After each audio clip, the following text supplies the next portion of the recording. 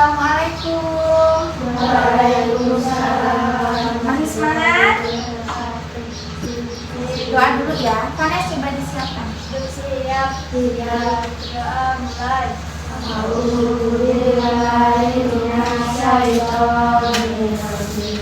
Bismillahirrahmanirrahim. Raditu billahi rabban wa bil islami dinan wa bil muhammadin nabiyya wa rasulah. Rabbi zidni ilma warzuqni fahma. Amin ya rabbal alamin. Sadaqallahul azim. Baiklah, kita akan absen terlebih dahulu. Adinda Adelia Rasya, Azara Kulota Ayun, Afika Rihadatul Aisyah, Eva Ramadhani, Maureen Juwita, Nadira Diva Oktaviani, Salsabila Cahaya Putri, Syakira Fitria Khairunisa, Vanessa Restiana Putri, Febri Hikmah dan Mayanti. Jadi berangkat semua ya. Baiklah, Ibu akan hari ini kita akan mempelajari sebuah sistem. Apa itu? Sistem gerak. Sistem gerak pada manusia. Nah, Ibu akan menayangkan sebuah cuplikan video. Kalian perhatikan ya.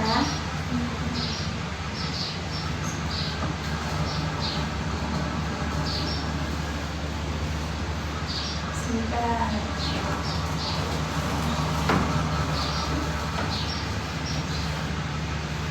Masih bukit dengan sistem saraf yang mengatur dan mengendalikan gerak tubuh. Nah, kita akan bahas mulai dari sistem gerak. Alat gerak kita terbagi menjadi dua macam, yaitu alat gerak pasif dan alat gerak aktif. Yang berperan sebagai alat gerak pasif adalah rangka atau yang biasa kita sebut tulang, sementara alat gerak aktif itu adalah otot. Mengapa disebut alat gerak pasif? Karena rangka digerakkan oleh otot, sementara otot disebut alat gerak aktif karena otot menggerakkan rangka. Rangka atau tulang memiliki beberapa fungsi. Selain sebagai alat gerak pasif, rangka juga memberi bentuk dan menegakkan tubuh, melindungi organ-organ dalam, tempat pembentukan sel-sel darah, serta tempat penyimpanan mineral seperti kalsium, magnesium, dan fosfor. Berdasarkan bentuknya, tulang-tulang tersebut dikelompokkan menjadi 4 macam. Yang pertama, tulang pipa. Contohnya ada di lengan, paha, betis. Lalu yang kedua ada tulang pipi. Contoh tulang pipi ada pada tulang dada atau tulang tengkorak. Yang ketiga, tulang pendek. Contohnya pada tulang-tulang pergelangan tangan dan pergelangan kaki. Dan yang keempat, tulang tidak beraturan. Contohnya pada ruas-ruas tulang belakang. Tubuh kita tersusun atas 206 tulang yang dihubungkan dengan sendi atau persendian. Sendi adalah sambungan antar tulang yang memudahkan kita untuk bergerak, menekuk, meluruskan, melompat, berjalan, dan lain-lain. Berdasarkan gerakan yang dilakukan, sendi dikelompokkan menjadi 6. Yang pertama ada sendi putar. Sendi putar adalah sendi yang memungkinkan satu tulang dapat melakukan putaran terhadap tulang lainnya. Contohnya, sendi antara tulang leher dan tengkorak. Tulang tengkorak bisa memutari tulang leher. Yang kedua, sendi geser, yaitu sendi yang memungkinkan pergerakan tulang yang menggeser tulang yang lainnya. Contohnya, sendi pada tulang-tulang di pergelangan tangan atau pergelangan kaki. Yang ketiga, sendi pelana, yaitu sendi yang dapat bergerak dua arah. Contohnya pada sambungan antara ibu jari dan pergelangan tangan. Yang keempat, sendi engsel, yaitu sendi yang bergerak satu arah menyerupai pintu, hanya dapat diluruskan atau ditekuk saja. Contohnya pada lutut dan siku. Yang kelima, sendi gulung. Sendi gulung adalah sendi yang memiliki gerakan dua arah, depan belakang atau kanan kiri. Contohnya pada pergelangan tangan atau pada tulang rahang. Dan yang keenam, sendi peluru, yaitu sendi yang bergerak memutar ke segala arah. Contohnya ada di pangkal lengan dan pangkal paha. Selanjutnya kita akan membahas otot. Otot adalah alat gerak aktif yang fungsinya fungsinya untuk menggerakkan tulang. Ada 3 sifat yang dimiliki oleh otot. Yang pertama, kontraktilitas, yaitu otot bisa memendek ketika berkontraksi. Yang kedua, ekstensibilitas, yaitu otot bisa memanjang ketika relaksasi. Dan yang ketiga, elastisitas, yaitu otot bisa kembali ke ukuran semula setelah melakukan kontraksi atau relaksasi. Berdasarkan sifat dan bentuknya, otot dikelompokkan menjadi 3, yaitu otot polos, otot lurik, dan otot jantung. Otot polos bentuknya menyerupai gelondong, bekerja tanpa kita sadari, dan biasanya terletak di organ-organ dalam seperti organ pencernaan, pernapasan, pembuluh darah, dan lain-lain. Otot lurik bentuknya serabut menyerupai serabut kabel, bekerja secara sadar, menempel pada rangka. Jadi otot lurik sangat berperan penting saat kita beraktivitas seperti berjalan, berlari, mengangkat benda, dan lain-lain. Yang ketiga, otot jantung, bentuknya serabut dan membentuk anyaman dengan serabut lainnya. Terdapat di dinding jantung, bekerja tanpa disadari, artinya meskipun kita sedang tidur, pingsan, dia tetap bekerja. Itu tadi sistem gerak, rangka, otot, dan sendi sudah kita bahas. Tetapi sistem gerak tidak bekerja sendirian.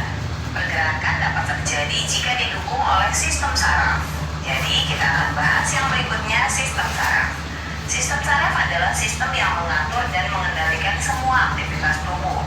Fungsi sistem saraf adalah mengatur organ-organ tubuh sehingga bekerja selaras. Contohnya adalah gerak tangan dan kaki yang selaras saat kita berjalan. Fungsi yang kedua, menerima rangsangan sehingga tubuh kita mengetahui dengan cepat keadaan yang terjadi di sekitarnya. Contoh, kulit bisa memberi informasi rasa sakit, panas, atau dingin dengan cepat. Fungsi yang ketiga, sistem saraf dapat memberikan reaksi terhadap rangsangan yang diterima. Contohnya, kita bisa menghindar setelah menyentuh panci panas. Jadi, sistem saraf adalah suatu sistem yang bekerja seperti kabel-kabel listrik yang mengatur cara kerja bagian-bagian tubuh manusia, meneruskan rangsangan yang didapatkan dari luar tubuh, serta menghubungkan bagian-bagian tubuh kita. Sistem saraf pusat terdiri dari otak dan sumsum tulang belakang, kemudian ada pula sel-sel saraf yang saling terhubung satu sama lain memanjang di seluruh tubuh kita, sehingga jalinan sel-sel saraf tersebut dapat menghubungkan sistem saraf pusat dengan otot. Jadi, tubuh kita bisa bergerak karena adanya sistem saraf yang menerima rangsang, lalu sistem saraf pusat akan mengolah rangsang tersebut sehingga terbentuklah respon. Respon tersebut akan dibawa oleh sel-sel saraf menuju ke otot sehingga otot bergerak. Itulah sebabnya mengapa jika terjadi gangguan pada sistem saraf akan mengganggu sistem gerak juga. Ada beberapa gangguan atau penyakit pada sistem gerak, diantaranya osteoporosis, yaitu kepadatan tulang yang menurun sehingga tulang keropos dan mudah patah. Penyakit ini disebabkan berkurangnya kalsium pada tulang. Yang kedua, kifosis, yaitu kondisi tulang belakang yang membuat bagian punggung penderitanya terlihat bungkuk. Yang ketiga, lordosis, yaitu kelainan tulang punggung di mana bagian bawah melengkung berlebihan. Kondisi ini menyebabkan punggung bagian bawah terlihat lebih menonjol. Yang keempat, skoliosis, yaitu kelainan tulang punggung yang membengkok ke kanan atau ke kiri. Biasanya kelainan tulang ini disebabkan posisi duduk yang tidak tepat. Dan yang kelima, tetanus, yaitu kondisi seluruh tubuh menjadi kaku, tegang, dan sulit bergerak. Penyebabnya adalah masuknya bakteri Clostridium tetani dari tanah atau kotoran hewan ke dalam tubuh melalui luka di kulit. Nah, itu tadi beberapa contoh gangguan atau penyakit yang terjadi pada sistem gerak. Nah, selanjutnya bagaimana sih caranya menjaga kesehatan sistem gerak? Yang pertama, kita bisa mengkonsumsi makanan yang kaya nutrisi untuk kesehatan tulang seperti kalsium yang ada di susu sapi, yogurt, telur, kacang-kacangan, sayuran hijau, minyak ikan, dan lain-lain. Yang kedua, kita bisa mencukupi kebutuhan vitamin D dengan cara berjemur di pagi hari selama 20-30 menit. Yang ketiga, berolahraga secara teratur. Dan yang keempat, menjaga postur tubuh yang baik dengan cara berdiri tegak, tidak menundukkan leher terlalu lama, dan lain-lain. Oke adik-adik, bagaimana tubuh kita bisa bergerak sudah kita bahas tuntas. Semoga. Nah, jadi ada apa tadi? Ada rangka, otot, sama sendi. Coba ibu mau tanya ke Ferni, tadi jenis-jenis rangka apa Ferni? tulang panjang, tulang pendek, tulang pipi, tulang tidak beraturan. Ya, itu jenis-jenis tulangnya. Kalau jenis-jenis otot, siapa yang bisa? Jenis-jenis otot?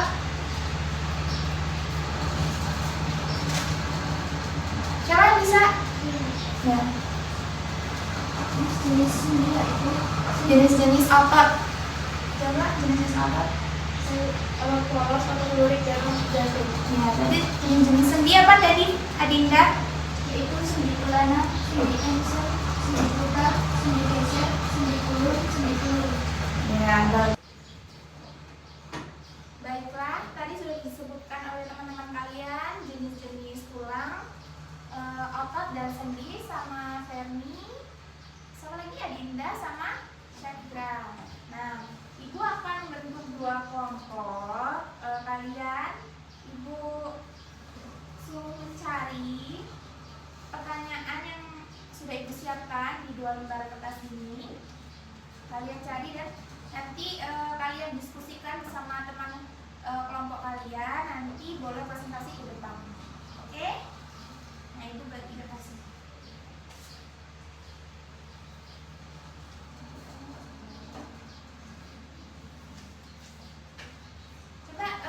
Ini didiskusikan yang ke belakang ada ke belakang apa ya? Yang belakang temennya diajak diskusi di sini. Tadi di buku yang udah kalian ini ya.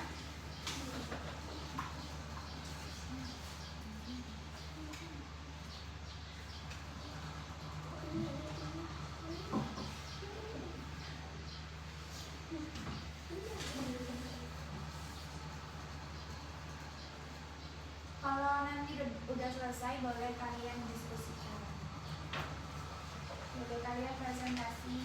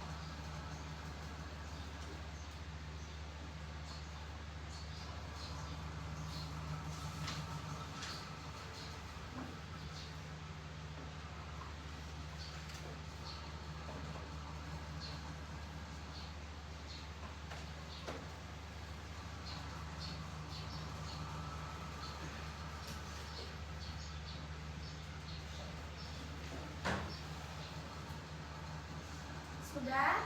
Kelompok 1 sudah? Kelompok 2?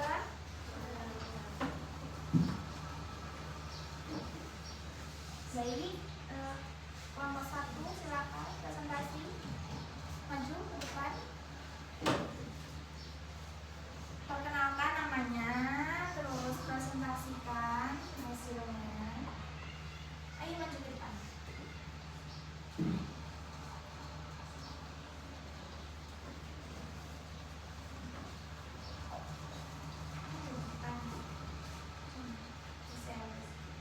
Perkenalkan namanya, dari kelompok berapa.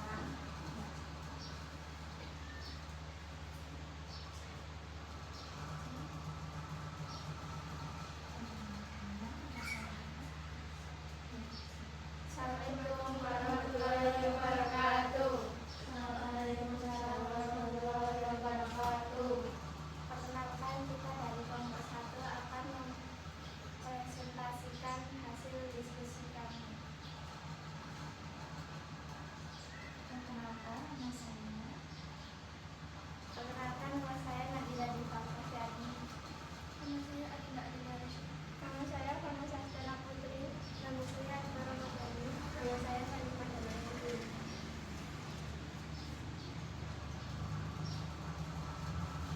Saya akan membaca.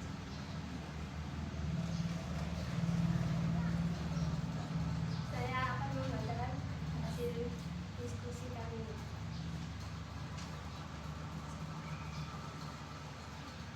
Yang keras. Nomor 1, pertanyaannya. Nomor 1, mengapa kita bisa bergerak? Apa saja organ tubuh yang membantu kita bergerak? Jawabannya, untuk memenuhi kebutuhan dasar seperti mencari makan, minum, dan tempat berlindung. Berinteraksi seperti berkomunikasi dan bekerja sama. Organ yang membantu kita bergerak yaitu tulang, otot, dan sendi yang bekerja sama untuk menghasilkan gerakan. Nomor 2, bagaimana tulang dan otot bekerja sama saat kita berjalan dan berlari. Saat berjalan, otot-otot pada kaki, pinggul, dan punggung bekerja sama untuk menggerakkan otot betis dan paha berkontraksi untuk mengangkat kaki, sementara otot hamstring membantu menekuk lutut. Ya, bagus. Beri aplaus untuk kelompok 1.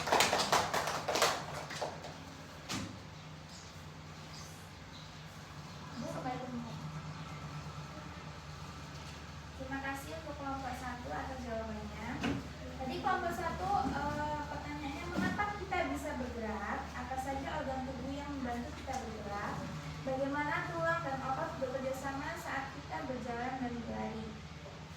Nah, untuk memenuhi kebutuhan dasar kita, seperti mencari makan, terus kita berolahraga, beraktivitas, bekerja, kita menggunakan sistem gerak. Terdiri dari apa tadi? Otot, tulang, dan sendi.